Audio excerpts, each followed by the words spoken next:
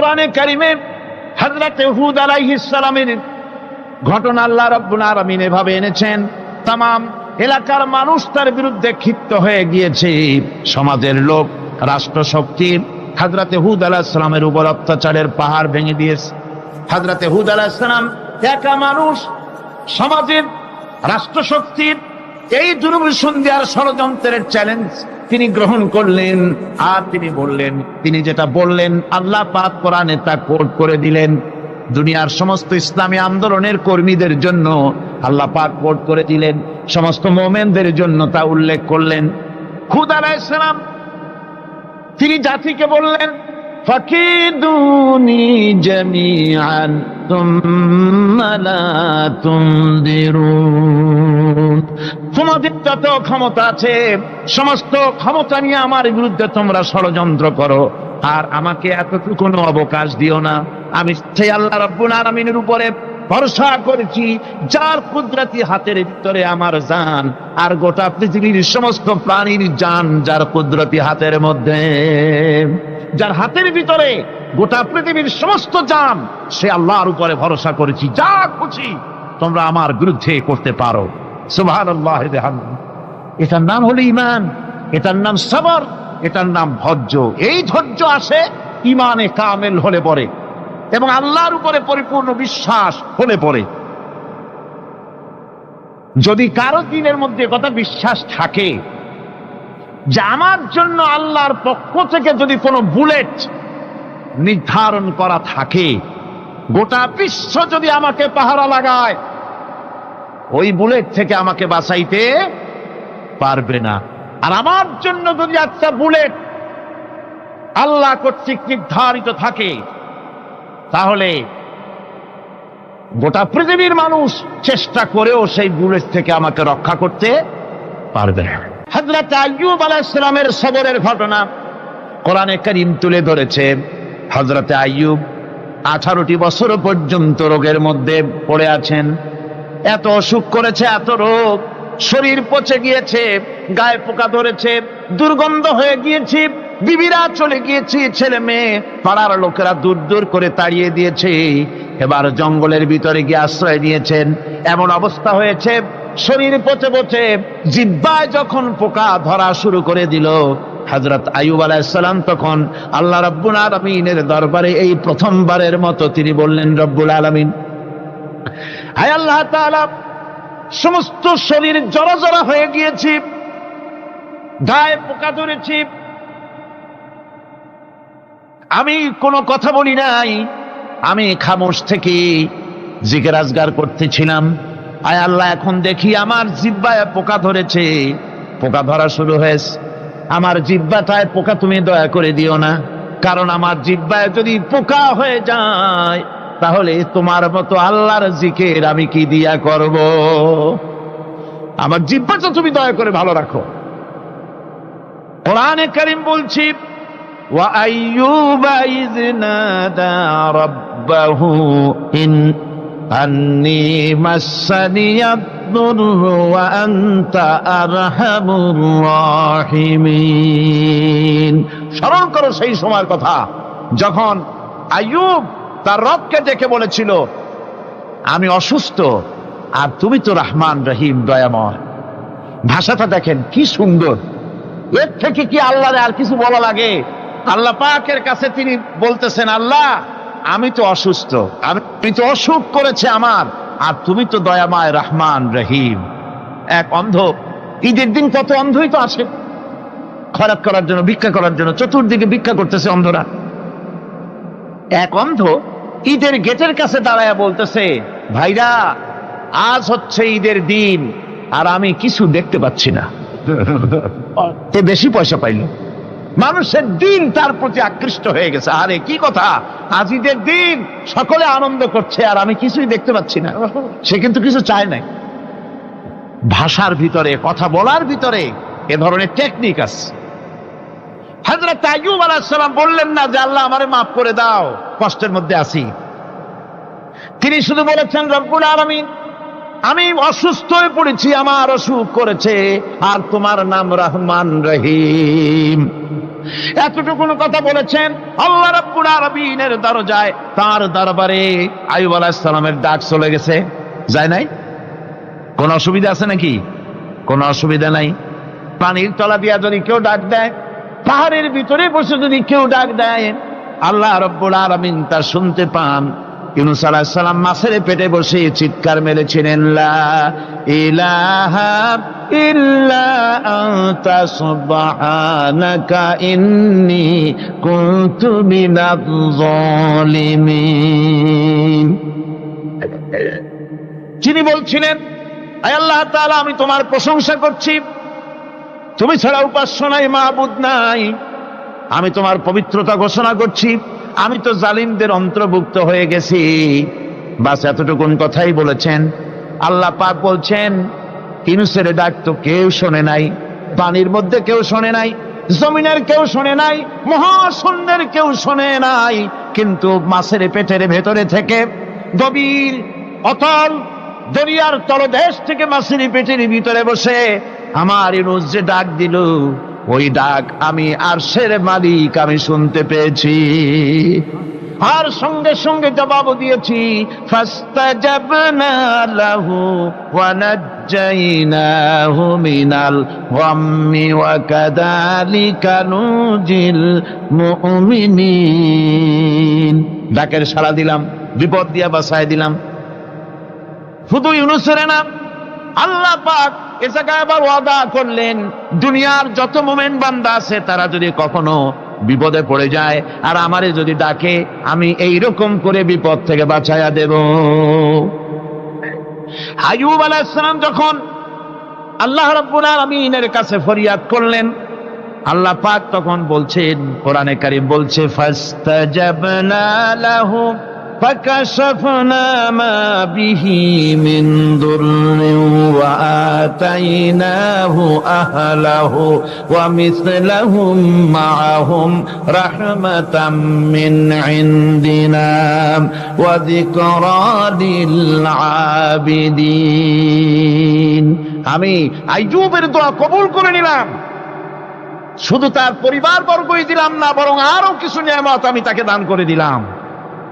এবং তাই জন্য, যেহেতু তারা ছিল আমার অনুগত বান্দা, আমার বাধ্যগত, আমি এই জন্য রহম করেছি, সমস্ত রোগ শোক আমি মাফ করে দিয়েছি। আমাদের সামান্য একটু জ্বর হয়, যদি 2-3 দিন জ্বর হয়েছে, জ্বর ছাড়ে না, বলে যে এত ভালো ভালো কাজ করি তারপর আমার এত জ্বর হওয়া লাগে, অমুকরা এত পাপ করে, তা তো কিছুই হয় না। খালি আল্লাহ আমার এই চোখে দেখলো, আমার বউর অসুখ, আমার অসুমুড়ি সারি না। ভাইরা, আপনি ঠিক পান না যে কি গুনাহ আপনি করেন। কোরআনে কারীম বলছি, ওয়ামা আসাবাকুম মিন মুসিবাতিন ফাবিমা কাসাবাত আইদিকুম ওয়া ইয়াফু আন কাসীর। যত বিপদ তোমাদের উপর আছে সব 2 হাতের কামাই করা, আর আমি তো অনেকগুলো ক্ষমা করে দেই। তোমরা তত পাপ করো, আকাম করো, সবগুলির শাস্তি যদি দুনিয়ায় দিতাম, শ্বাস করার সময় পেতে না। অসুখ হলেই অধৈর্য হয়ে যেও না, ধৈর্য ধরো। আল্লাহ পাক বলেন, শুধু আইয়ুব নয়, ওয়া ইসমাঈল ওয়া ইদরিস ওয়া যাল কিফলি কুল্লুম মিনাস সাবিরিন। এইভাবে করে ইসমাঈল, ইদ্রিস, জুলকিফল সবাই ছিল ধৈর্যশীল। জোরে বলেন সুবহানাল্লাহ। ধৈর্যের চরম পরাকাষ্ঠা ছিলেন তিনি। কোরআনে কারীম নবীদের এই কথাগুলি আমাদের শোনাচ্ছেন। হযরত ইয়াকুব আলাইহিস সালাম, কলিজার টুকরা সন্তান হযরত ইউসুফ আলাইহিস সালামের জন্য তার মনটা পাগল ছিল। এত সুন্দর করে আল্লাহ তারে বানাইছিলেন, এত তিনি ছিলেন সৌন্দর্যের পিরামিড, যারা দেখলে চোখ ফিরানো যায় না, এমন সুন্দর সুপুরুষ, যারা দেখি সেই যুগের সুন্দরী যুবতী মেয়েরা রূপের মোহে পড়ে নিজেদের আঙ্গুলগুলি কেটে ফেলে দিয়েছিল। রূপের মোহে এমন অবশ হয়ে গেছে, আঙ্গুল কেটেছে, হাত কেটেছে, টের পায় নাই। আবার ভুল বুঝবেন না, দুনিয়ার সেরা সুন্দর পুরুষ ইউসুফ আলাইহিস সালাম, তা কিন্তু রাসূলের চাইতে বেশি নয়। হযরত উম্মুল মুমিনিন আয়েশা রাদিয়াল্লাহু তাআলা আনহা তিনি বলেছেন, যেই সব সুন্দরী রমণীরা ইউসুফ আলাইহিস সালামকে দেখে রূপের মোহে পড়ে নিজেদের আঙ্গুলগুলো কেটে ফেলেছিল, ওরা যদি আমার হাবিবকে দেখতো, ওরা যদি আল্লাহ রাসূলকে দেখতো, তাহলে হাত কাটতে কাটতে কোন ফাঁকে যে কলিজা কেটে ফেলে দিত, ওরা টের পেত না। আবার বন্ধুগণ, হযরত আইয়ুব আলাইহিস সালাম সন্তানের মায়া, অন্যান্য ভাইরা হিংসায় পড়ে গেল, তারা নিয়ে তাকে কুয়ায় ফেলে দিল। সেখান থেকে তারা একটা ছাগল বা কোনো পশু জবাহ করে তার রক্ত মাখাইয়া জামা এনে হাজির করে দিল হযরত ইয়াকুব আলাইহিস সালামের সামনে, যে তারে নিয়ে খেলা করতে গিয়েছিলাম, আমরা খেলায় লিপ্ত ছিলাম, বাগে খাইয়া ফেলাইছে। এগুলি কি গপ্প? এগুলি কি কোরআন? আল্লাহ পাক শোনাচ্ছেন, বিশ্ববাসীকে শোনাইছেন। সূরা ইউসুফের চাইতে এত সুন্দর উপাখ্যান গোটা পৃথিবীতে আর নাই। সুবহানাল্লাহ। অনেকে ইউসুফ জুলাইখার কেসা খুব মজা করে পড়ে, ফুর্তি করে, প্রেমের গল্প পড়ে। এটা কোনো প্রেমের গল্প নয়। ইউসুফ আলাইহিস সালাম, জুলাইখা ইউসুফ আলাইহিস সালামের জন্য কাঁদতে কাঁদতে চোখ কানা হয়ে গেছে। এরপর ইউসুফ আলাইহিস সালাম জুলাইখারে পাওয়ার জন্য পাগল হয়ে গেছে। নাউজুবিল্লাহ, এটা হয়নি কখনো। তিনি আল্লাহর পয়গম্বর, আর আল্লাহ কেমনে তারে বাঁচিয়েছেন? যখন জুলাইখা ঘরের ভিতরে সুন্দর করে যৌন উন্মাদনামূলক চিত্র অঙ্কিত করে ঘরের মধ্যে আটকায় দিয়েছে, তালা লাগায় দিয়েছে, আর নিজে যৌন উদ্দীপক কাপড় চোপড় পরেছে না পরার মতোই। সে যুগের সুন্দরী মেয়ে জুলাইখা। তার কুপ্রবৃত্তিকে চরিতার্থ করার জন্য আহ্বান করা হয়েছে। হযরত ইউসুফ আলাইহিস সালাম লক্ষ্য করে দেখলেন, এমন জায়গায় এখান থেকে পালাবার তো পথ নাই, দরজা বন্ধ করে দিয়েছে। তিনি শুধু তখন কেবলমাত্র আল্লাহ রব্বুল আলামিনকে ভয় করলেন। আল্লাহকে ভয় করে আল্লাহর নাম নিয়ে যখন তালাবদ্ধ দরজার দিকে দৌড় দিয়েছেন, আল্লাহ রব্বুল আলামিন আপন কুদরতে তালাগুলি খুলে দরজা তার জন্য উন্মুক্ত করে দিলেন। ইউসুফ আলাইহিস সালামকে ফালাই দিয়ে এভাবে করে কাপড় এনে দিল তার সামনে, রক্তমাখা কাপড় পেয়ে হযরত ইয়াকুব আলাইহিস সালাম সন্তানদের মুখে কাহিনী শুনে তিনি কি বললেন? কোরআনে কারীম তা কোট করেছে। তিনি চিক দিলেন না, ফাল দিলেন না, ফিট হয়ে পড়লেন না। তিনি বললেন, কলিজার টুকরা সন্তান, তার মরার খবর শুনেছেন। তিনি বললেন কি? ফাসাবরুন জামিলুন ওয়াল্লাহুল মুস্তাআনু আলা মা তাসিফুন। আমি উত্তম সবর অবলম্বন করব। তোমরা যে কাহিনী রচনা করেছো এর বেলায় আমি আল্লাহর কাছে সাহায্য চাই। আমি উত্তম সবর অবলম্বন করব। আমার ভাইয়েরা, 11 ভাই মনে করেছিল ইউসুফ আলাইহিস সালামকে মরণ কুয়ায় ফালাই দিছি। তারা তো ঠিক পায় নাই, এটা মরণ কুয়া না, এটা হচ্ছে একটা সুড়ঙ্গ, যাকে ইংরেজিতে বলে টানেল। এটা এমন একটা সুড়ঙ্গ, ওরা মনে করেছে মরণ কুয়া। কিন্তু আল্লাহ রাব্বুল আলামিন এই কুয়াতে এমন বানালেন, ওরা একদিকে ফালাই দিল মরণ কুয়ায়, এ কুয়ার আর এক মুখ দিয়া আল্লাহ রাব্বুল আলামিন ইউসুফ আলাইহিস সালামকে নিয়ে মিশরের সিংহাসনে বসায়া দিলেন। এটা মরণ কুয়া নয়, এটা রাজ সিংহাসনে বসার সুড়ঙ্গ পথ। ইউসুফ আলাইহিস সালাম আজ প্রেসিডেন্ট। সুবহানাল্লাহ, প্রেসিডেন্ট হয়ে বসে আছেন। ওদিকে কেনানে অভাব লেগে গেছে, সেখানকার মানুষেরা সাহায্য নিতে এসেছে। ওই 11 ভাইও আসছে। হযরত ইউসুফ আলাইহিস সালাম দেখেই চিনে ফেলেছে।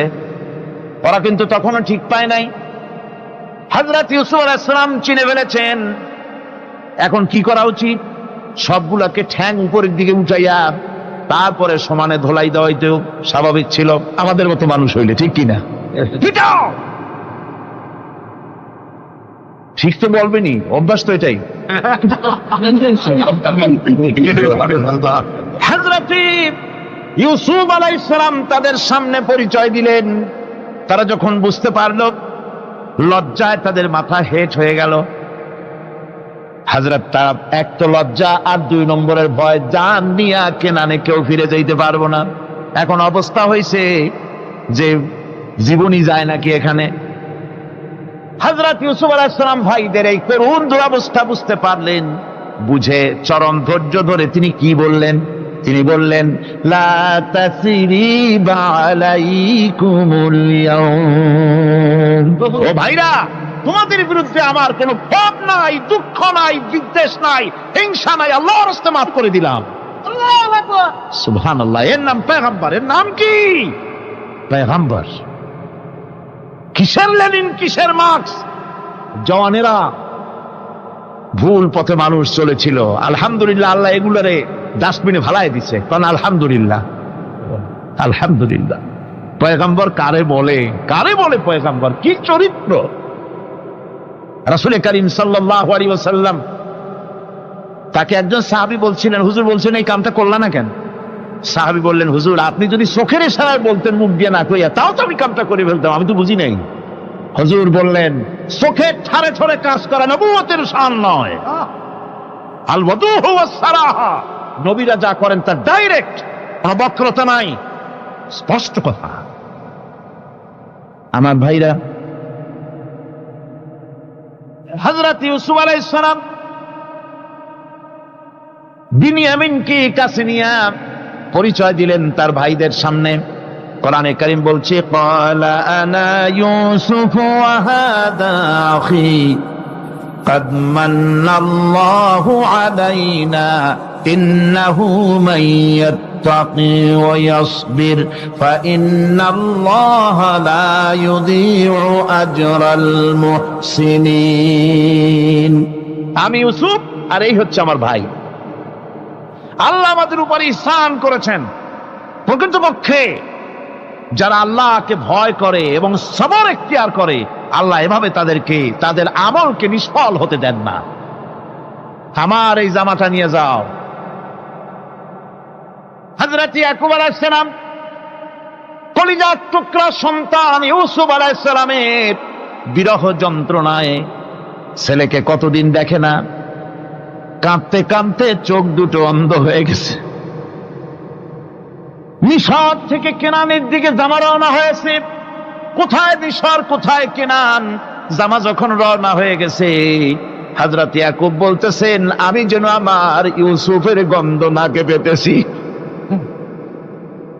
জামা চলে এলো, চোখের উপরে রাখলেন, আল্লাহ রাব্বুল আলামিন তাকে চক্ষুষ্মান বানায়া দিলেন। ভাইরা আমার, পয়গম্বরেরা সবর করে গোটা দুনিয়ার মানুষের সামনে দৃষ্টান্ত সেট করেছেন সবরকারী হন।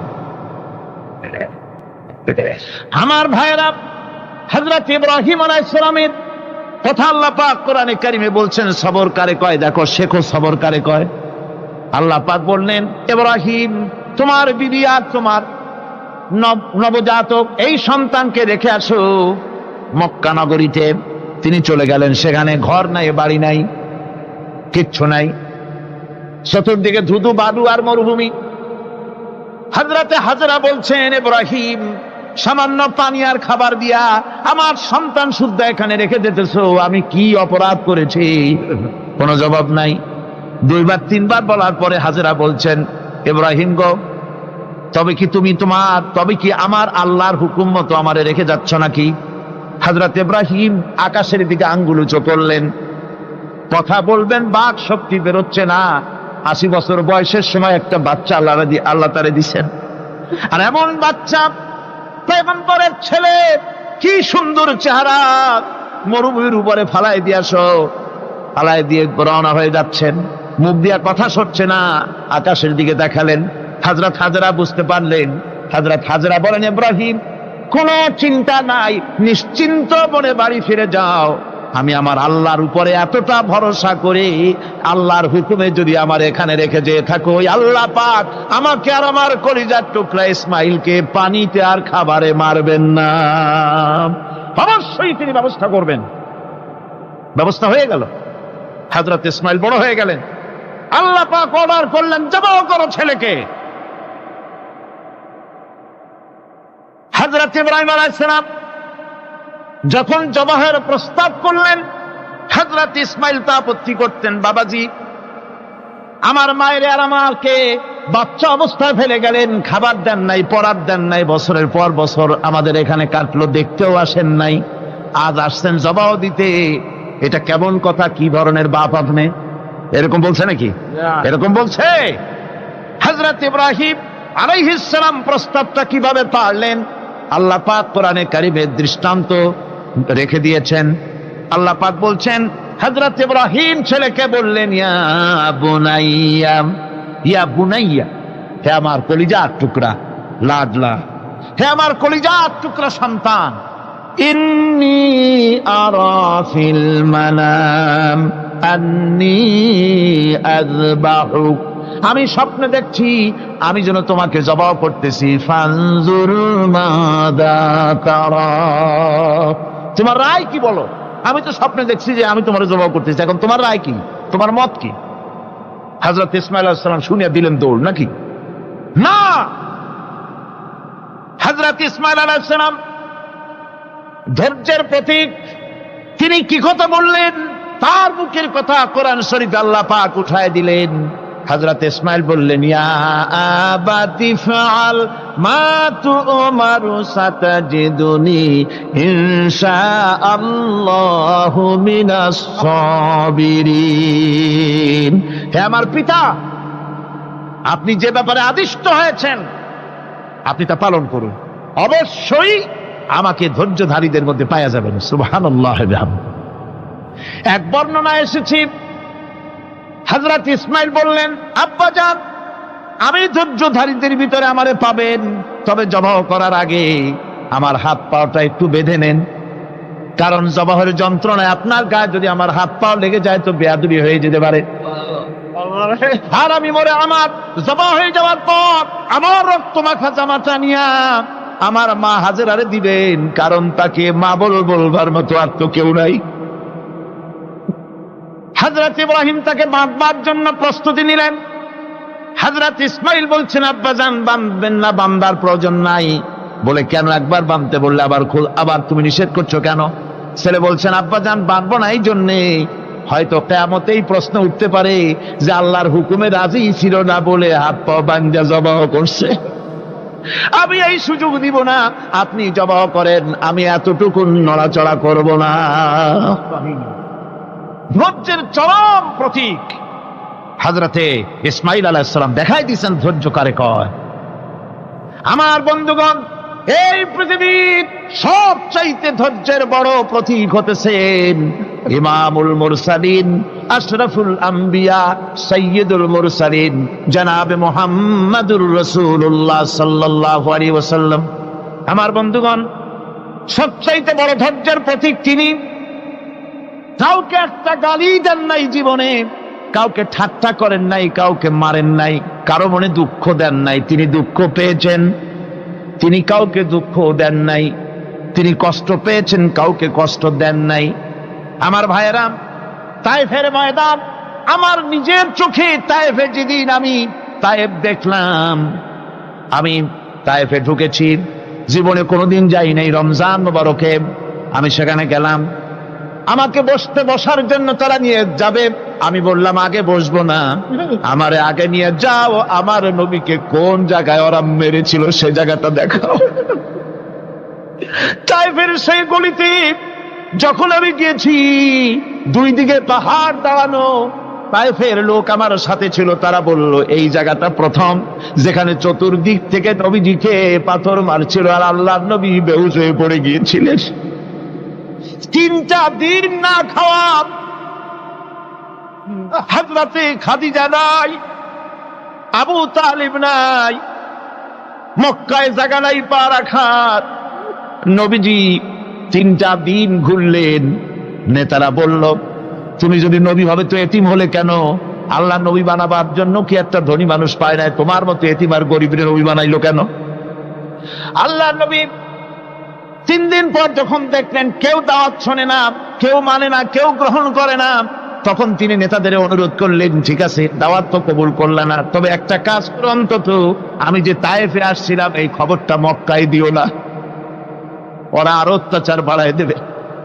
এই কাফিরগুলি খবর তো মক্কায় পাঠালো, আর সমস্ত যুবকদেরকে লেলিয়ে দিল।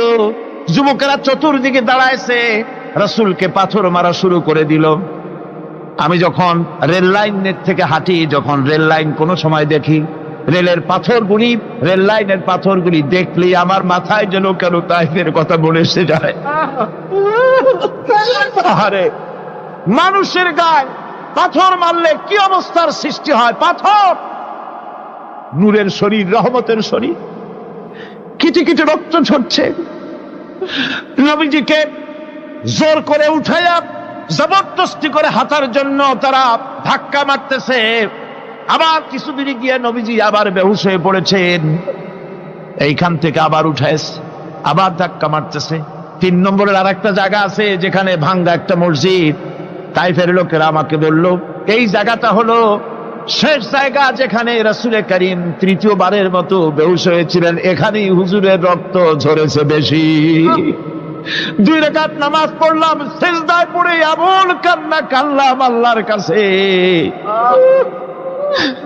নবীজি যখন হুঁশ এসেছে, হযরতে জিবরাইল বলেন, ইয়া রাসূলুল্লাহ, আপনার এই কষ্ট দেখে ফেরেশতারা কাঁদতেছে, আপনি অনুমতি দিয়ে দেন এই 2 পাহাড়কে মিলাইয়া সমস্ত তায়েফবাসী কাফেরগুলি মাটির সাথে মিশাইয়া দেই। নবীজি বললেন, জিবরাইল, আমি যদি হুকুম করি আর আমার হুকুম মতো যদি এই কাম করো, একটা কাফেরও যদি না বাঁচে তাহলে কার মুখে পৌঁছাবো লা ইলাহা ইল্লাল্লাহু মুহাম্মাদুর রাসূলুল্লাহ। আমার ভাইরা, হুজুর সাল্লাল্লাহু আলাইহি ওয়াসাল্লাম উঠে বসলেন। এমন সময় হযরতে যায়েদ শরীরের রক্তগুলি মুছে দিতেছেন। হুজুর সাল্লাল্লাহু আলাইহি ওয়াসাল্লাম বসে 2খানা হাত উত্তোলন করলেন। নবীজির চোখ থেকে পানি গড়ায় পড়তেছে। আরে কেউ নাই, আল্লাহ ছাড়া কেউ নাই সাহায্য করার। নবীজি হাত তুলে মোনাজাত করতেছেন, চোখ দিয়া পানি পড়ে দাড়ি ভিজে পড়তেছে, গায়ে দিয়া রক্ত ঝরতেছে। নবীজি কি দোয়াটা করলেন? বদদোয়া করলেন না, গজব দিতে বললেন না। নবীজি দোয়া করলেন, রব্বুল আলামিন, এই তায়েফের লোকেরা আজকে আমার সাথে যে ব্যবহারটা করেছে, ওরা বোঝে নাই যে আমি তোমার নবী, ওরা বোঝে নাই যে আমি তোমার রাসূল, না বুঝে আমার উপরে যে অত্যাচারটা করলো, আল্লাহ তুমি এই জন্য রাগ করে এই তায়েফে তুমি গজব দিও না। আল্লাহ পাক পরবর্তী সময় হুজুরকে স্মরণ করাই দিলেন, ওয়া মা আরসালনাকা ইল্লা রাহমাতাল লিল আলামিন। ও নবী, আপনি হচ্ছেন আমার সমস্ত সৃষ্টি জগতের জন্য, আপনি আমার রহমত, আমার গোটা বিশ্বের জন্য আপনার, আমার সৃষ্টি জগতের জন্য আপনি আমার করুণা। একটা লোক রাসূলের এই কষ্ট দেখে বাগান থেকে 1 গ্লাস আঙ্গুরের শরবত এনে হাজির করেছে। এত কষ্টের পর 3 দিনের না খাওয়া আঙ্গুরের একটা শরবত পাইয়া হুজুর খুব খুশি হলেন। শরবত গ্লাস পান করে হুজুর বলছেন, তোমার নাম না আত্তাস? তিনি বলছেন, হ্যাঁ হুজুর, আমার নাম আত্তাস। তোমার বাড়ি না ইউনূস আলাইহিস সালামের গ্রামে?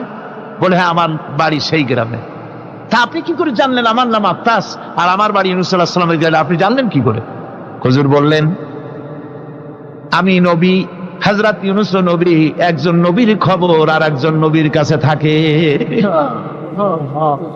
রাসূল করিম সাল্লাল্লাহু আলাইহি ওয়াসাল্লাম সবর ইখতিয়ার করেছিলেন, ধৈর্য অবলম্বন করেছিলেন, আর আল্লাহ পাক তাকে নির্দেশ করেছেন, সবর করো। ওয়াত্তাবি' মা ইউহা ইলাইকা ওয়াসবির হাত্তা ইয়াহকুমাল্লাহ।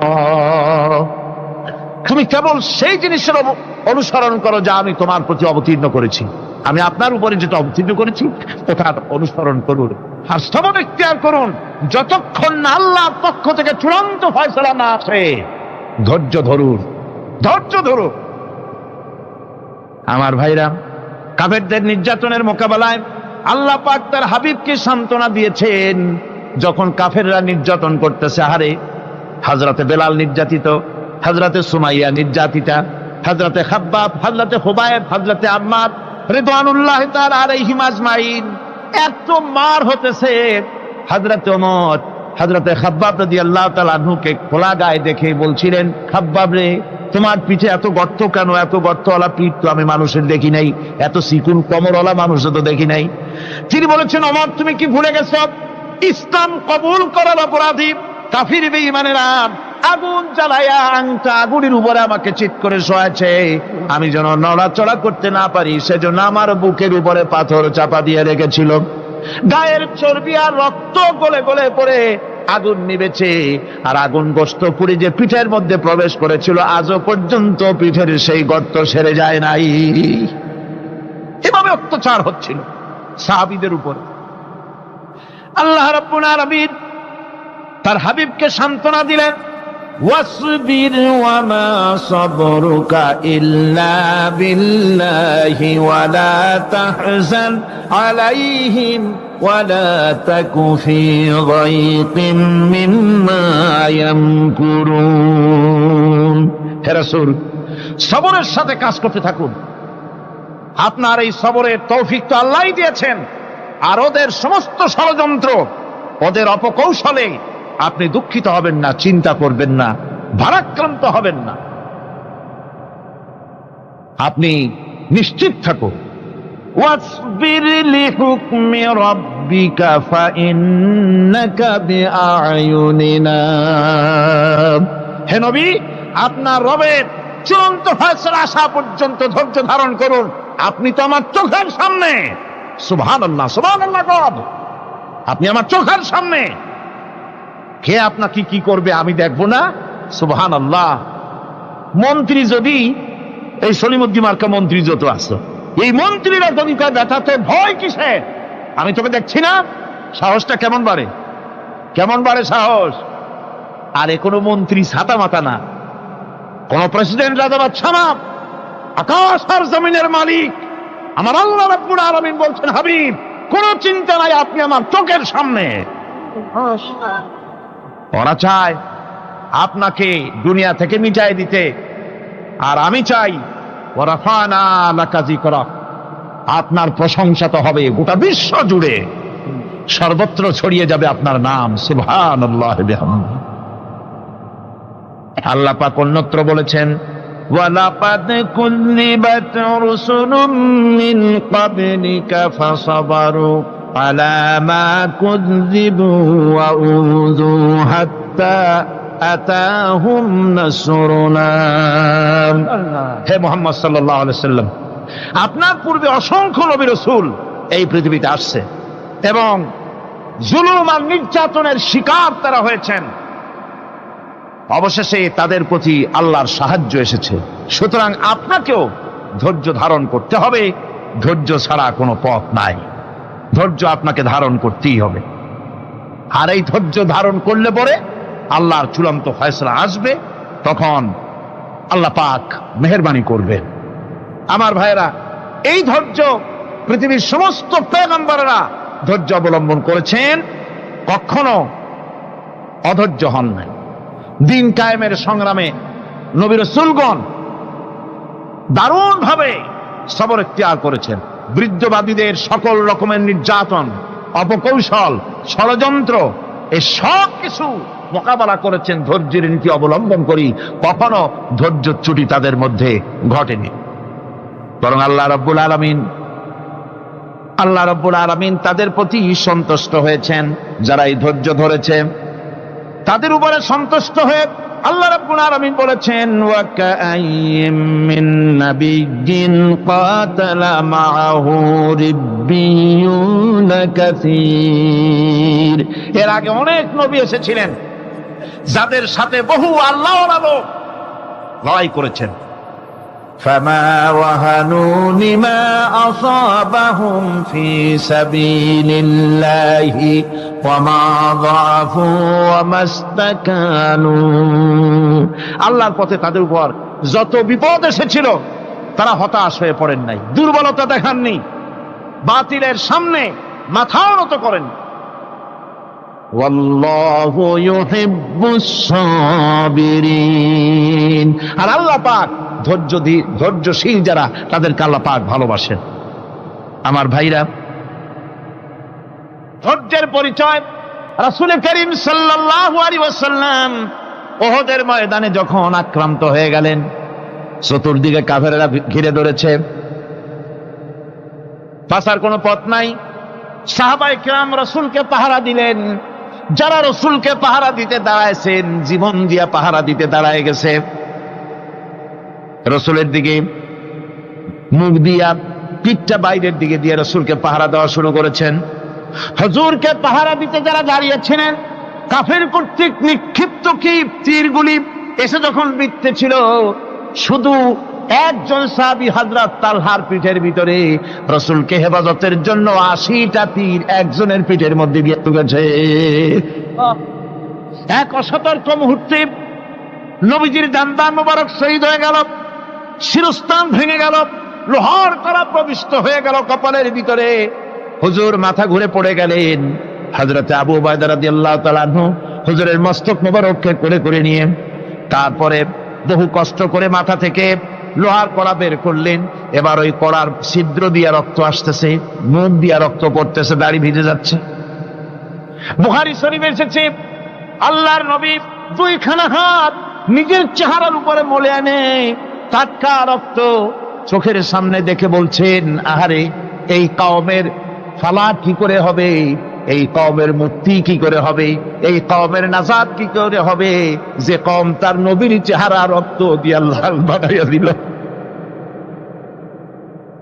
নবীজি বললেন, আল্লাহুম্মা গফিরলি কওমি ফাইন্নাহুম লা ইয়ালামুন, আয় আল্লাহ পাক, আমার এই কওম বুঝতে পারে না, ওদেরকে মাফ করে দাও। খবর ছড়িয়ে গেল নবীজি শহীদ হয়ে গিয়েছেন। খবর ছড়িয়ে গেল চতুর্দিকে, মদিনায় খবর ছড়িয়ে গেল। মানুষ পাগলের মতো দৌড়ানো শুরু করে দিল। এক মেয়ে লোক দৌড়াচ্ছে উহুদের দিকে, কয়েকজন সাহাবীর সঙ্গে দেখা। তারা জিজ্ঞেস করলেন, দৌড়াও কেন? মহিলা, যাও কই?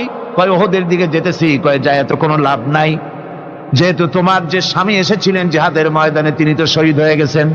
মহিলা বলতেছে, কে শহীদ হয়েছে শুনতে চাই না, আগে বলো নবীজি কেমন আছে। আবার কিছুক্ষণ পর আর কয়েকজনের সঙ্গে দেখা। তারা বলছে, মেয়ে লোক দৌড়াও কই? যাচ্ছি উহুদের দিকে। তারা বলছেন, যে কোনো লাভ নাই, তোমার যে দুইটা কলিজার টুকরা সন্তান উহুদে এসেছিল, দুটোই শহীদ হয়ে গেছে। মা বলতেছে, ও সাহাবী, কে শহীদ হয়েছে শুনতে চাই না, তাড়াতাড়ি করে বলো আল্লাহর নবী মুহাম্মদ রাসূলুল্লাহ সাল্লাল্লাহু আলাইহি ওয়াসাল্লাম কেমন আছেন। দৌড়াতে দৌড়াতে উহুদের মাঠে সাহাবায়ে কেরাম পরিবেষ্টিত। আল্লাহর নবীর কাছে গিয়ে হুজুরের জীবিত চেহারা মোবারকের দিকে তাকায়া মেয়ে লোকটি কাঁদতেছে আর বলতেছে, ইয়া রাসূলুল্লাহ, আমার স্বামী মরা শোক, আমার কলিজার টুকরা দুইটা সন্তান মরা শোক আমার কলিজা থেকে মুছে গেছে, আপনি বেঁচে আছেন, তামাম মুসলমানদের চাইতে বড় সান্ত্বনার রায়।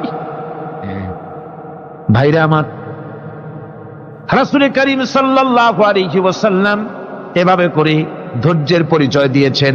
গালাগালি দেন নাই, রাগ করেন নাই, বদদোয়া করেন নাই। সুবহানাল্লাহ কোন, সুবহানাল্লাহ।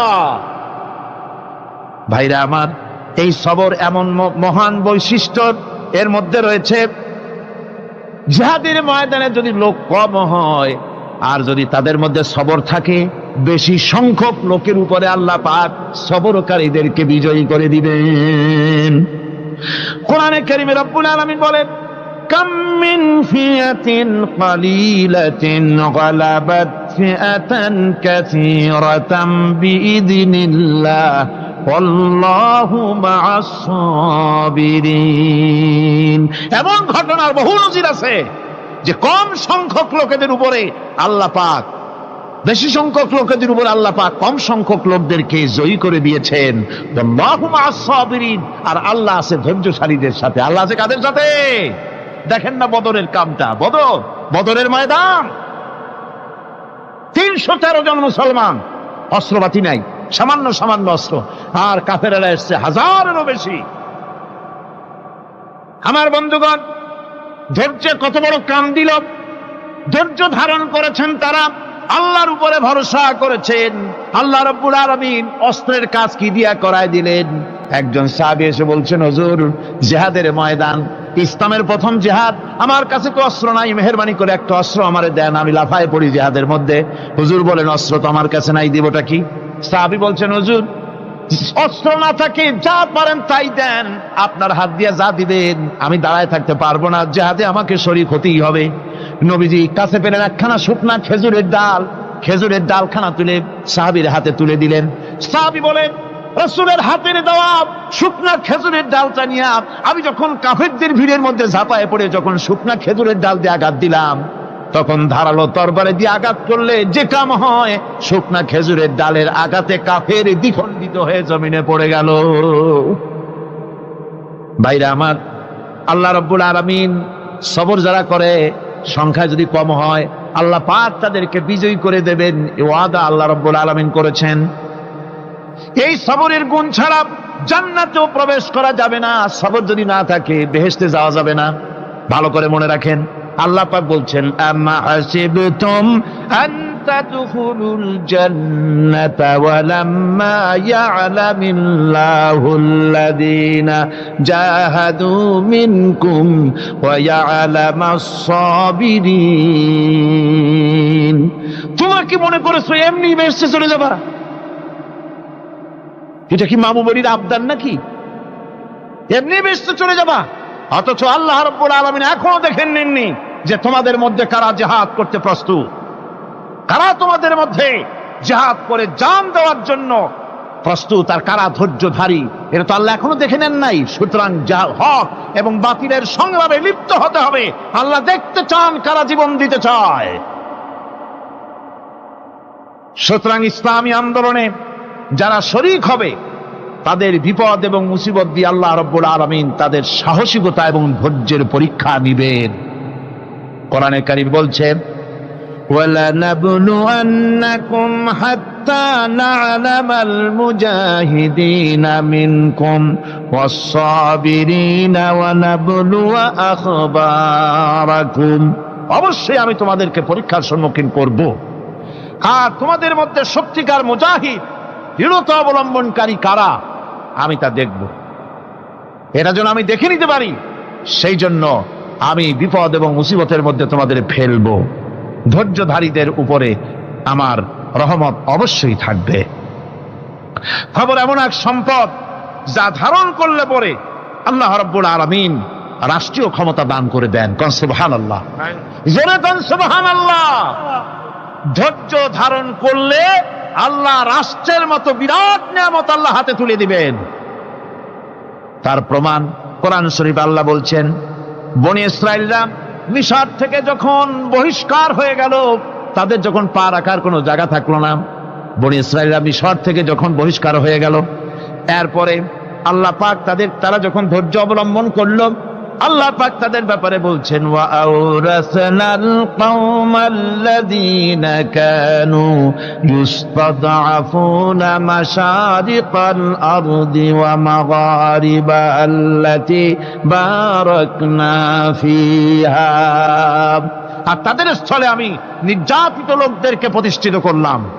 পশ্চিম এবং উত্তরের তাদেরকে আমি পশ্চিম এবং পূর্বের উত্তরাধিকারী তাদেরকে বানায় দিলাম।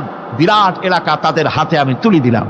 ওয়া তাম্মাত কালিমাতু রাব্বিকাল হুসনা আলা বানি ইসরাঈলা বিমা সাবারু। আর এভাবে করে আল্লাহ পাক তার কথাকে পূর্ণ করলেন বনি ইসরাইলদের উপরে। সবর এখতিয়ার করার জন্য, ধৈর্য ধরার কারণে আল্লাহ পাক রাষ্ট্রের মালিক তাদের বানায় দিলেন। জোরে কোন সুবহানাল্লাহ। সবর যদি করা হয়, তো যুদ্ধ যদি বাদে, যদি জিহাদ শুরু হয়ে যায়, আল্লাহ পাক বলেছেন ফেরেশতা দিয়ে সাহায্য করবে। যদি সবর থাকে তোমাদের। সবর থাকলে আল্লাহ কি দিয়ে সাহায্য করবেন? ফেরেশতা। কোরআনে কারীম বলছি, বালা ইন তাসবিরু ওয়া তাত্তাকু ওয়া ইয়াতুকুম মিন ফাওরিহিম হাদা ইউমদিদুকুম রাব্বুকুম বিখামসাতি আলাফিন মিনাল মালাইকাতি মুসাউমিন। হ্যাঁ, তোমরা যদি ধৈর্য অবলম্বন করো আর আল্লাহকে ভয় করে চলো, তাহলে এক্ষুনি আল্লাহ রাব্বুল আলামিন তোমাদের জন্য কাতারে কাতারে শৃঙ্খলাবদ্ধ 10,000 ফেরেশতা দিয়ে তোমাদেরকে সাহায্য করবেন। সুবহানাল্লাহ। তোমাদেরকে ফেরেশতা দিয়ে সাহায্য করা হবে। তোমরা যদি সবর ইখতিয়ার করো, তাহলে সংখ্যা যদি কম হও, বেশি সংখ্যার উপরে জয়ী করে দেব। ইয়াকুম মিনকুম 20 সাবিরুনা ইয়াগলিবু মিয়াতাইন। যদি তোমাদের ভিতরে ধৈর্যশীল 20 জন হয়, আমি 200 কাফেরের বিরুদ্ধে তোমাদেরকে জয়ী করে দেব। সুবহানাল্লাহ। তোমরা যদি হও ধৈর্যশীল 200, কি কয় 20 জন, 200 কাফেরের উপরে তোমরা জয়যুক্ত হয়ে যাবে। আর বিপদ আর মুসিবতে যারা ধৈর্য ধরে, তাদের জন্য আল্লাহর পক্ষ থেকে সুসংবাদ। সুসংবাদ কাদের জন্য? ধৈর্যধারীদের জন্য। কোরআনে কারীম বলছে, ওয়াবাশশিরিস সাবিরিনাল্লাযীনা ইযা আসাবাতহুম মুসিবাতুন ক্বালু ইন্না লিল্লাহি ওয়া ইন্না ইলাইহি রাজিউন। সুসংবাদ সেই সব ধৈর্যশালীদের জন্য যারা নাকি বিপদ এবং মুসিবতে আসলে যারা বলে, কি বলে? পড়েন আমার সাথে, ইন্না লিল্লাহি ওয়া ইন্না ইলাইহি রাজিউন। এটা শুধু আমাদের লোকেরা কেউ মরলে পড়ে, এটা শুধু মরার সময় নয়, বরং যে কোনো বিপদ আর মুসিবত এলে মুমিন বান্দা যারা, তারা কি পড়বে? ইন্না লিল্লাহি ওয়া ইন্না ইলাইহি রাজিউন। নিশ্চয়ই নিশ্চয়ই আমরা আল্লাহর জন্য এবং আমাদের সকলকেই আল্লাহর কাছে ফিরে যেতে হবে, প্রত্যাবর্তিত হতে হবে। সবরকারীদের জন্য রয়েছে জান্নাতের সুউচ্চ সম্মানের জায়গা। জান্নাতে সবচেয়ে সম্মানজনক জায়গা আল্লাহ রাব্বুল আলামিন ধৈর্যশালীদেরকে দান করবেন। কোরআনে কারীম বলছে, উলাইকা ইউজসাউনাল গুরফাতা বিমা সাবারু ওয়া ইউলাক্কাউনা ফিহা তাহিয়াতাও ওয়া সালামা। এরা হলো সেই সব লোক যাদেরকে প্রদান করা হবে বেহেশতের সুউচ্চ মঞ্জিল, কারণ তারা সবর ইখতিয়ার করেছিল, তারা সবর করছিল, এই জন্য বেহেশতের সবচাইতে ভালো জায়গা তাদের দেওয়া হবে। কোন আলহামদুলিল্লাহ, জোরে কোন আলহামদুলিল্লাহ। এবং জান্নাতে সবরকারীদেরকে সম্বর্ধনা দেওয়া হবে, সম্বর্ধনা দেওয়া হবে। খালিদিনা ফিহা হাসনাত মুস্তাকাররাও ওয়া মুকামা। চিরদিন তারা জান্নাতের ভেতরে বসবাস করবে এবং কতই না সুন্দর, কতই না উত্তম জায়গা সবরকারীদের জন্য আল্লাহ বেহেশতের মধ্যে রেখে যাবেন। জান্নাতে প্রবেশ করার সাথে সাথে চতুর্দিক থেকে ফেরেশতারা ছুটে আসবে সবরকারীদের জন্য। ওয়াল মালাইকাতু ইয়াদখুলুনা আলাইহিম মিন কুল্লি বাব। চতুর্দিক থেকে ফেরেশতারা তাদেরকে ইস্তেকবাল করবে। কি বলবে? সালামুন আলাইকুম বিমা সাবারতুম ফানি'মা উকবাদ-দার।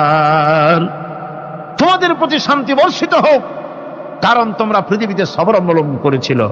কতই না উত্তম জায়গা, কতই না সুন্দর জায়গা আল্লাহ রাব্বুল আলামিন সবরের বিনিময় তোমাদেরকে দান করেছেন। সুতরাং এই সবর হচ্ছে মুসলমানদের জন্য সবচেয়ে বড় নিয়ামত। আজ আমার তো মনে হয় পৃথিবীতে মুসলমানরাই সবচেয়ে বেসবর।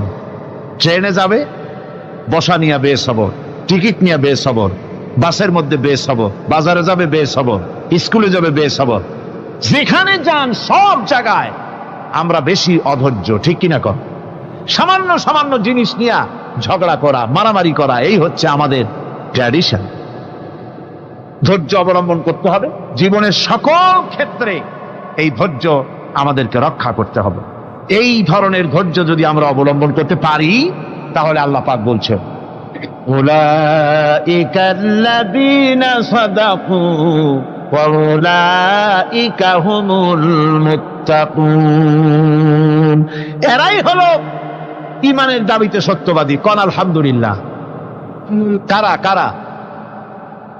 না শুধু সবরকারী না। এই যে 10টা পয়েন্ট বলা হলো, কয়টা পয়েন্ট বলা হয়েছে?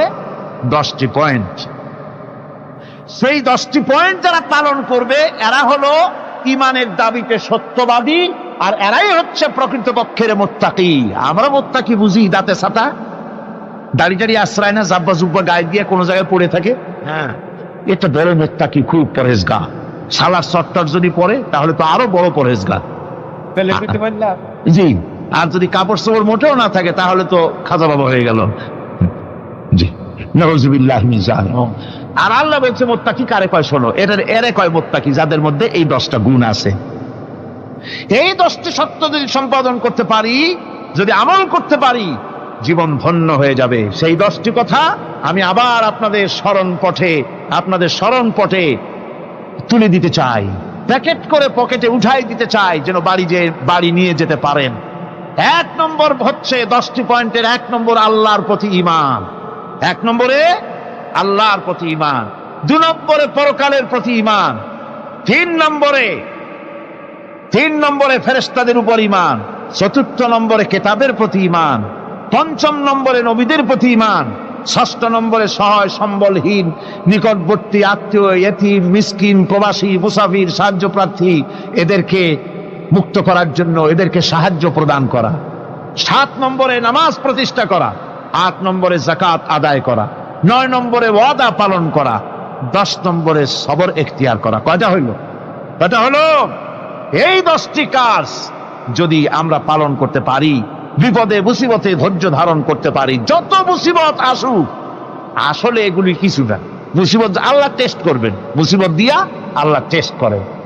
দেখা যায় যে ওদের শক্তি খুব বেশি, চোখে আপনি দেখতে পারেন, কিন্তু আল্লাহ বলছেন ইন্না কায়দা শায়তানে কানা দাঈফা। বাতিলরা হলো শয়তান। বাতিলরা কি? আর ওদের চক্রান্ত আসলেই দুর্বল। এদের চক্রান্ত আসলে কি? দুর্বল। কাজেই এগুলিকে ভয় করা যাবে না। বিপদে মুসিবতে ধৈর্য ধারণ করে যদি অগ্রসর হওয়া যায়, তো আল্লাহ রাব্বুল আলামিন এই 10টি পয়েন্ট যদি আমল করা যায়, দুনিয়ার শান্তি পাবো, আখিরাতেও শান্তি পাবো। যত মুসিবত আসুক, বিপদ আসুক, ধৈর্যের সাথে মোকাবেলা করতে হবে। ধৈর্যের অর্থ কি?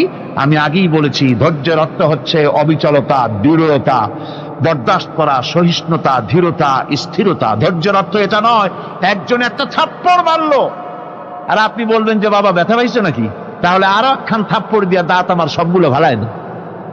এর নাম ধৈর্য নয়। ধৈর্য হচ্ছে পরিস্থিতির মোকাবেলা করতে হবে সাহসিকতার সাথে, এর নাম হচ্ছে ধৈর্য। ওই যে আমি একটা দৃষ্টান্ত দিয়ে থাকি, এক সাপ একবার মুরিদ হয়েছিল এক পীর সাহেবের কাছে। পীর বলছিলেন যে আমি তো এইসব সাপ টাপ মুরিদ বানাই না। কয় না হুজুর, আমারে বানান। তারপরে মুরিদ বানায় কিছু অজিফাতারে শিখাই দিল, আর বললো খবরদার কাউকে দংশন করবে না। ঠিক আছে, সে যায়া জিজ্ঞাসা শুরু করে দিয়েছে। এর মধ্যে জমিনে রাখাল আসছে, ধান কাটছে, ধানগুলো নিবি কি করে, দড়ি দাড়ি পাচ্ছে না। তো কি করা যায়, বানবে কি দিয়া? সন্ধ্যার পরে অন্ধকারে দেখে যে দড়ি একটা পড়ে আছে। ও যে কি দড়ি তা তো ওরা বোঝে না। ওইটারে নিয়ে ধানরে ফেসাইয়া লেজ দিয়ার মাথা দিয়ে এরকম করে বাসেটারে দিয়ে বাঁধছে। সাপ তখন বলতেছে, হায় হায় রে, কেবল যে মুরিদ হইছি, তা না হলে তুই ঠিক পাইছি যে আমি কি ধরনের দড়ি। এরপরে নিয়ে বাড়ি নিয়ে ভালাই দেশে ডরে খুলে সাপটার ঘাড় গেছে মস্কিয়া। বহুত কষ্ট করে হুজুরের বাড়ি গিয়ে হাজির। কয় যে হুজুর কি একখান জিকের শিখাইলেন, আমার তো ঘাটটার মস্কে শেষ। আশ্চর্য কথা, কত মানুষ মুরিদ হইলো, কত কিছু মুরিদ হইলো, কারো তো জিকের করলে ঘাড় মস্কে যাবে কেন? এটা কেমন কথা? কয় হুজুর ঘটনাই। আরে বেটা ঘটনা এইটা, তুই কি করছিলি? কয় যে আপনি যে নিষেধ করছেন দংশন করতে, আমি তো দংশন করতে পারিনি। আরে বেটা, দংশন করতে নিষেধ করছিলাম, ফোঁস করতে তো নিষেধ করি নাই। তোরে যখন দড়ি মনে পেরে হাত দিছিল, ফোঁস করে উঠতি, ওই রাখাল লাফ দিয়া বন আর পার হইয়া দিল্লি চলে যেত। কাজী ধৈর্যের মানে শীত হয়ে পড়ে না। ধৈর্য মানে অবিচলতা, দৃঢ়তা নিয়ে শক্তি সঞ্চয় করে আল্লাহর উপরে ভরসা করে বাতিলের বিরুদ্ধে ছাপায় পড়তে হবে, বাতিল উৎখাত হতে বাধ্য হবে। অনাটনে, বিপদে, মুসিবতে আর হক আর বাতিলের সংঘর্ষ চলাকালীন ধৈর্য ধারণ করা, এটা হলো সবচাইতে একটা বড় কোয়ালিটি। কোরআনে কারিমে সবর শব্দটি সবচাইতে বেশি ব্যবহার করা হয়েছে। সর্বাধিক ব্যবহৃত শব্দ কোনটি? সবর। সবর আরবি একটি মৌলিক শব্দ, এমন একটি মৌলিক শব্দ যার তাৎপর্য অন্য কোনো ভাষা দিয়া খবরটা বললে যেমন বোঝানো যায়, অন্য কোনো ভাষা দিয়া এটার অর্থ করে এটার হক আদায় করা সম্ভব না। আর এই সবর কোরআনে কারিমে বিভিন্ন জায়গায় বিভিন্ন অর্থে ব্যবহার হয়েছে। যেমন সবর শব্দের অর্থ হচ্ছে অবিচলতা, বাংলায় যা বোঝানো যায়। সবর শব্দের অর্থ হচ্ছে অবিচলতা, দৃঢ়তা, সহিষ্ণুতা, মন মেজাজের সমতা, ধীরতা, স্থিরতা, কষ্ট সহিষ্ণুতা, বরদাস্ত করা। এগুলি এই সবরের এই শব্দ, এই অর্থগুলি কোরআনে কারিমের বিভিন্ন জায়গায় বিভিন্ন রকম এটাকে ব্যবহার করা হয়েছে। সবর একটি মৌলিক মানবীয় গুণ। এই গুণ যার মধ্যে আছে সে তার নৈতিকতার শীর্ষে পৌঁছে যেতে পারে। আর এই গুণটি যার মধ্যে অভাব, এই সবর যার ভিতরে নাই, সে মানুষের পর্যায়ে পড়ে না।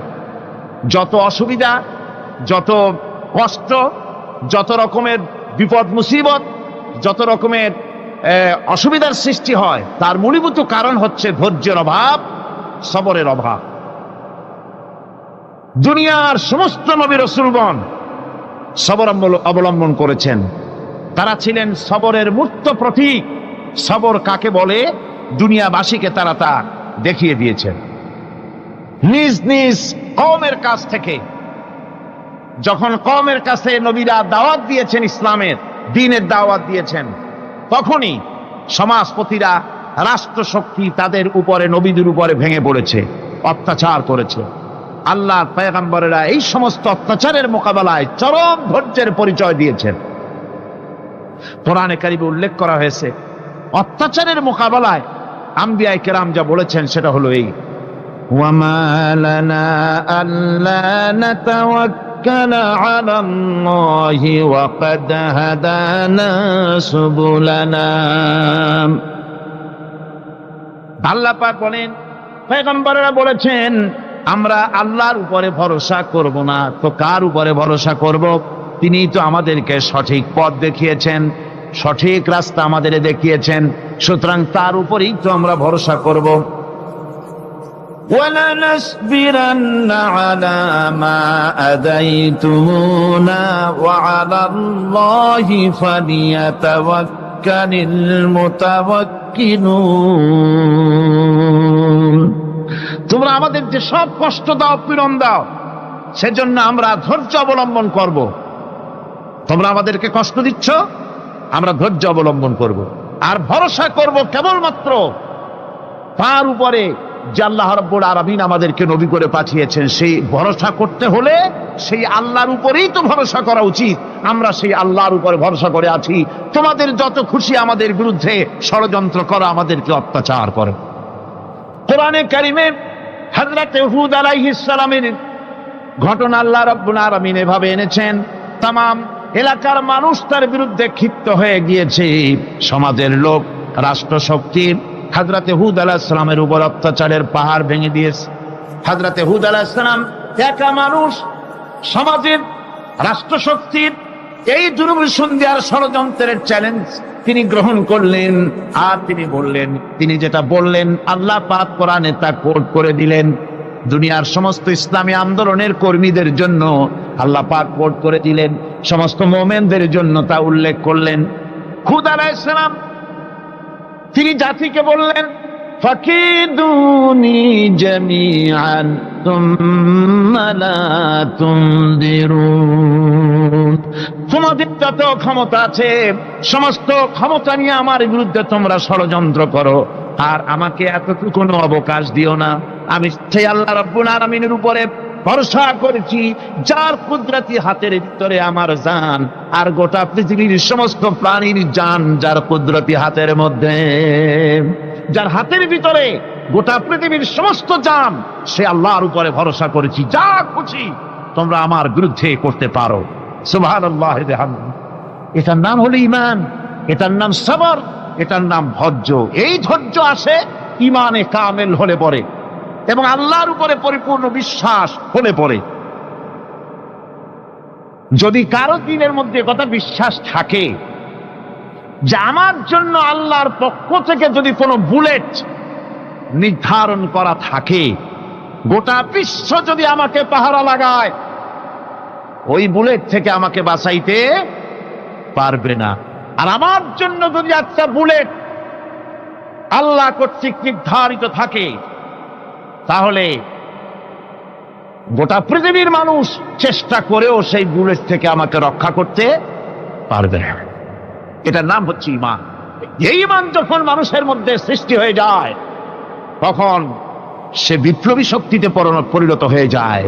তার কাছে ভয় বলে কোনো জিনিস থাকে না, যেহেতু সে তো ভরসা করেছে এমন শক্তির কাছে যার চাইতে প্রচন্ড ক্ষমতা আকাশেও কারো নাই, জমিনেও। তিনি কে? জোরে চিল্লায় বলেন, তিনি কে? আমার বন্ধুগণ, রাসূল করিম সাল্লাল্লাহু আলাইহি ওয়াসাল্লাম হিজরতের রাতে সূর পাহাড়ের গারে সওরের কাছে যখন চলে গেছেন, ফজরে রক্ত হয়ে হয়ে আসতেছে। হযরতে আবু বকর রাদিয়াল্লাহু তাআলা আনহু বলছেন, হে আল্লাহর রাসূল, এখন আর অগ্রসর হওয়া ঠিক হবে না, বেলা উঠে গেলে ধরা পড়ে যাব। এখানে গুহা আছে, ভিতরে প্রবেশ করি। হযরতে আবু বকর রাসূলের সম্মতি পেয়ে হযরতে আবু বকর রাদিয়াল্লাহু তাআলা আনহু বলছেন, ইয়া রাসূলুল্লাহ, পাহাড়িয়া গুহা, সাপ বিচ্ছু থাকতে পারে, আমাকে অনুমতি দেন, আমি আগে ভিতরে ঢুকে সাফ করে আপনাকে ডাকি। ভিতরটা সাফ করে তিনি ডাকলেন। রাসূল করিম ভিতরে ঢুকে বলছেন, আবু বকর, পাহাড় বেয়ে বেয়ে বড্ড কষ্ট হয়েছে, একটু বসো, তোমার উরুর উপরে মাথা রেখে আমি একটু ঘুমাইয়া যাই। আল্লাহর নবী আরাম ফরমাচ্ছিলেন। সকালবেলায় কাফির বেঈমানেরা যখন আস্তে আস্তে করে গুহা মুখে পৌঁছে গেছে, পায়ের চিহ্ন এখানে শেষ, তাদের নিশ্চিত ধারণা এর ভিতরে নবীজি আছেন।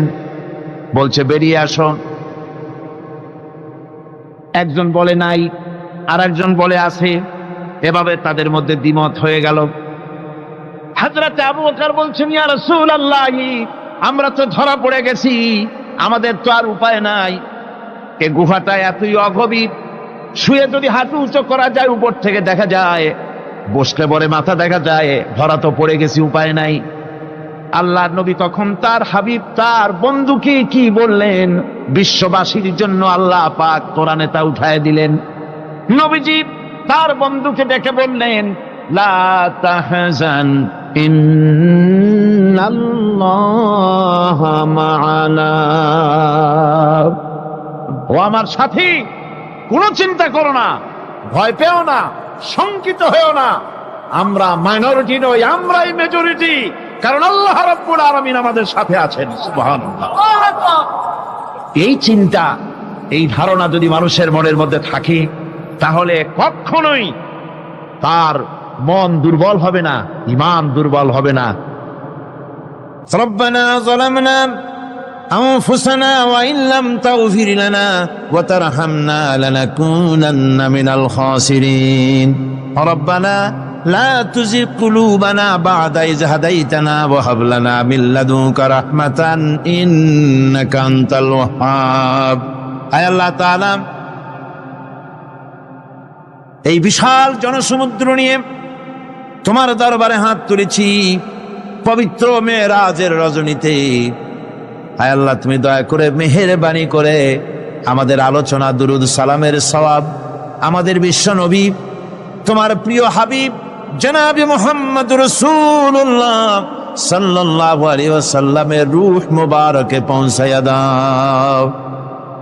সমগ্র বিশ্বের মাটির নিচে যত মুমিন মুমিনাত শুয়ে আছেন, তাদের আরো আর পরে সওয়াব পৌঁছায় দাও। আমাদের মা বাপ যাদের দুনিয়া থেকে বিদায় হয়ে গেল, আল্লাহ কবরগুলিকে জান্নাতের টুকরায় পরিণত করে দাও। রব্বির হামহুমা কামা রব্বায়ানি সগীরা। পড়েন সবাই, রব্বির হামহুমা কামা রব্বায়ানি সগীরা। হায় আল্লাহ তাআলা, বহু মানুষ দোয়া চেয়েছি, কতজনের কত কষ্ট। কেউ হসপিটালে আছে, কারো অপারেশন হবে, কেউ বা মরে গেছে, কেউ বা মামলা মোকদ্দমায় আছে, কেউ বা পারিবারিক অশান্তিতে আছে। আল্লাহ যিনি যেই নিয়তে দোয়া চেয়েছে মেহেরবানি করে সেই নেক নিয়ত তোমার দরবারে কবুল করে নাও। বিপদগ্রস্ত লোকগুলিরে বিপদ থেকে বাঁচাইয়া দাও। আয় আল্লাহ রাব্বুল আলামিন, এই মাহফিলে লক্ষ লক্ষ জনতা সমুদ্রের ঢেউর মতো চতুর্দিক থেকে আসতে থাকে। তুমি আর তোমার কোরআন আর তোমার রসুল ছাড়া কোনো স্বার্থ কারো মনে নাই। কাউরে রিক্সা ভাড়া দেওয়া হয় না, ট্রাক ভাড়া, বাস ভাড়া কাউকে দেওয়া হয় না। এক লোকমা খানাও এখানে পায় না, তাবাররুক বা সিন্নি বিতরণও হয় না। আয় আল্লাহ, নিঃস্বার্থ ভাবে এই লোকগুলি যাতায়াত করে। আল্লাহ তোমার কোরআনের বরকতে সকলকে তুমি গুনাহ মুক্ত করে দাও। আয় আল্লাহ তাআলা, যাতায়াতটা আসান করে দিও, যাতায়াতের পথে কারো যেন কোনো বিপদ না হয়ে যায়। আয় আল্লাহ তাআলা, বাড়ি ঘর ফালায় আসে, বাড়ি ঘর তোমার ফেরেশতা দিয়া তুমি হেফাজত করো। রব্বুল আলামিন, মা বোনেরাও কষ্ট করে আসে, আল্লাহ তুমি দয়া করে এ মাহফিলে যারা শরীক হয়, এ মাহফিলে কোরআনের মাহফিলে শরীক হওয়ার কারণে তোমার কাছে একটা দাবি করি। দাবিটা হলো, মেহেরবানি করে সব মানুষকে তোমার কাবা ঘর দেখাও। যারা উপস্থিত হয়েছে সকলকে তোমার হাবিবের রওজায় গিয়া সালাম দেওয়ার তৌফিক দাও। রব্বানা তাকাব্বাল মিন্না ইন্নাকা আনতাস সামিউল আলিম ওয়া তুব আলাইনা ইন্নাকা আনতাত তাওয়াবুর রহিম। সুবহানা রাব্বিকা রাব্বিল ইজ্জাতি আম্মা ইয়াসিফুন, সালামুন আলাল মুরসালিন, আলহামদুলিল্লাহি রাব্বিল আলামিন। ওয়াজআল আখিরা কালিমাতিনা ইনদাল মাউত লা ইলাহা ইল্লাল্লাহু মুহাম্মাদুর রাসূলুল্লাহ। আসসালামু আলাইকুম ওয়া রাহমাতুল্লাহ।